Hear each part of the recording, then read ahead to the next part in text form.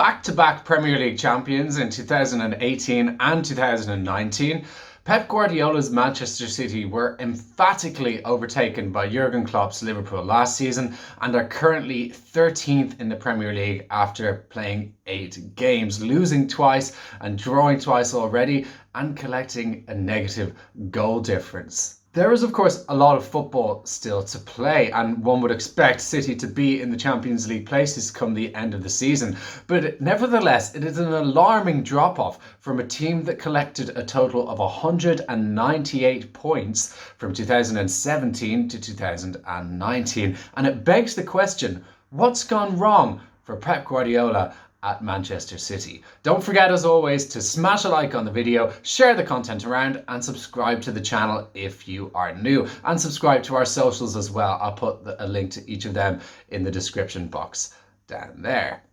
Letting captain Vincent Kompany go and choosing not to replace him last summer was a terrible decision. I think that Pep Guardiola really underestimated just how important Kompany was to City. Not only as a defender, he was of course one of the best defenders in the league during his career at Manchester City, but as a character and a leader as well. And as good a player David Silva was, he was never that same leader, and he was the man who was tasked with replacing Kompany as Manchester City captain last season, and of course City stumbled to second place. Liverpool just ran away with the league. And I think it's important to note that Guardiola chose to go into last season with 3 senior defenders in the shape of Aymeric Laporte, obviously a very good defender, one of the best in the league, but nevertheless injury prone.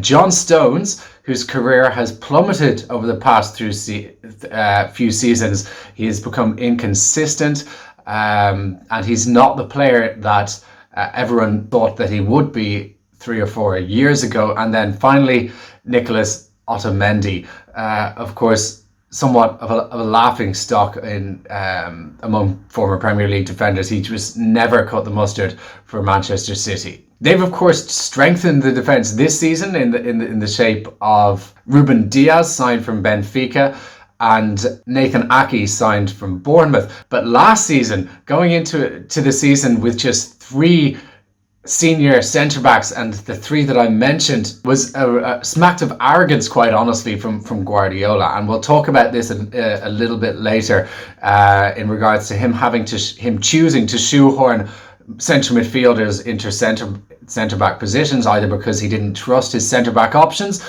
or because he didn't have any centre-back options due to injury and due to only choosing to have 3 senior centre-backs in his squad. And this is, of course, Guardiola's own doing. It's not like City don't have money. They could have gone out and bought Ruben Diaz last summer. They could have bought Nathan Ake last summer. They could have bought a whole host of other highly thought of centre-backs last summer, but they didn't. Next up, not recruiting properly. Fernandinho is now in his mid-30s, and as wonderful a player he is, it's not possible for him to be playing week in, week out, multiple games a week, as is the fixture schedule at the moment. And his replacement, Rodri, hasn't worked at all.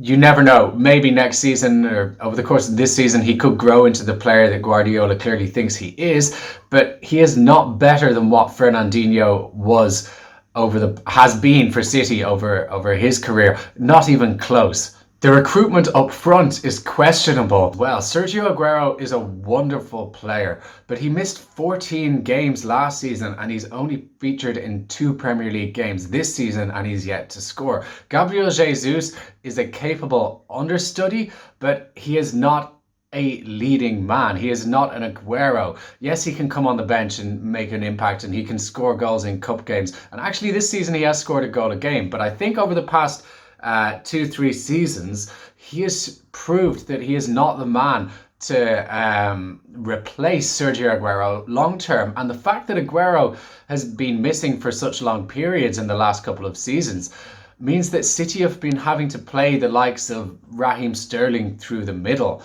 and that just doesn't work. They need it to go out and sign someone to replace Sergio Aguero. Aguero is 32. It's quite likely that this is his last season with City. They should have signed an elite centre forward to be playing this season.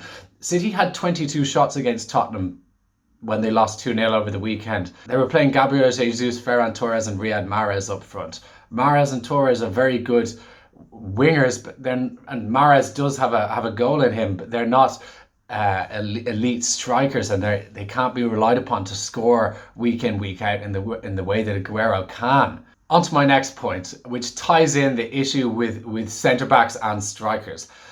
Previously at Barcelona and Bayern Munich, Guardiola was able to get away with playing centre midfielders and fullbacks at centre back and centre midfielders and attacking midfielders as strikers, because the strength in midfield, especially for both Barcelona and Bayern Munich, was ridiculously good. At Barcelona, we're talking about world-class midfielders in the mold of Xavi, Iniesta, Busquets, Yaya Toure, although he of course played centre-back, Javier Mascherano, of course he played centre-back, later Cesc Fabregas. For Bayern Munich, the likes of Xabi Alonso, Arturo Vidal, Thomas Muller, Toni Kroos and Thiago Alcantara. All world-class midfielders in their prime and at the times that they were playing for City at Barcelona and at Bayern Munich. At Bayern Munich, Joshua Kimmich, naturally a right back, but also capable of playing in centre midfield, and David Alaba, naturally a left back, but also capable of playing in centre midfield, often played in centre back, even partnering each other, but they could get away with that because of the quality in midfield. At Barcelona, Javier Mascherano, Yaya Toure and Eric Abidal were often asked to play at centre back, while Cesc Fabregas and Lionel Messi often played at centre forward. Pep tried this with City, playing Fernandinho, Rodri, Alexander Kolarov and Kyle Walker at centre back, and as I've mentioned already, he's regularly played Raheem Sterling as a centre forward when Sergio Aguero and Gabriel Jesus have been injured. Let's be honest, it hasn't worked, and it hasn't worked not because these players can't do a job in these positions. They can, similarly to how the likes of Alaba and Kimmich and Yaya Toure and Javier Mascherano could do a job at centre-back for Bayern Munich and Barcelona, but the quality in midfield isn't there for City. Yes, a couple of seasons ago, Fernandinho, Kevin De Bruyne and David Silva was the best midfield in the Premier League, but David Silva is gone. Fernandinho isn't the player he was. He can't play every game anymore. He doesn't play every game anymore. And right now, Kevin De Bruyne is being asked to do too much because there is not enough quality coming from the rest of the midfielders, because Pep hasn't replaced David Silva and Fernandinho correctly. And in doing so, it means that the defenders, if they're natural centre-backs or makeshift centre-backs, are being exposed too much because City can't control games in the way that they used to, and in the way that Pep Guardiola's Barcelona and Bayern Munich were able to control games.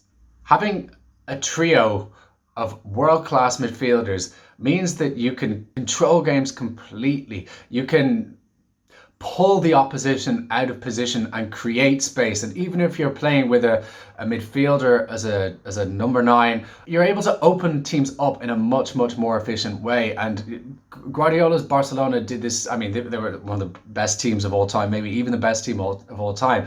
But they were able to do this time and again. And the amount of times they scored the classic Barcelona goal of just playing around, drawing teams out of position, creating space on the far post and putting players through on goal to cut back and then slot it into an empty net or pretty much empty net was outrageous. And City are creating decent chances, but the players on the end of them are not putting the ball in the back of the net, and they're not creating the amount of clear-cut chances that they used to, and that Guardiola's teams in the past have done. I don't think that Pep underestimated the Premier League, but it's clear that the Premier League is far more competitive than both La Liga and the Bundesliga, meaning that even top teams like City can be found out if they're not set up 100% correctly. Quite simply, there is nowhere to hide in the Premier League. Thank you so much for watching today, guys. Don't forget, as always, to smash a like on the video, share the content around, and subscribe to the channel if you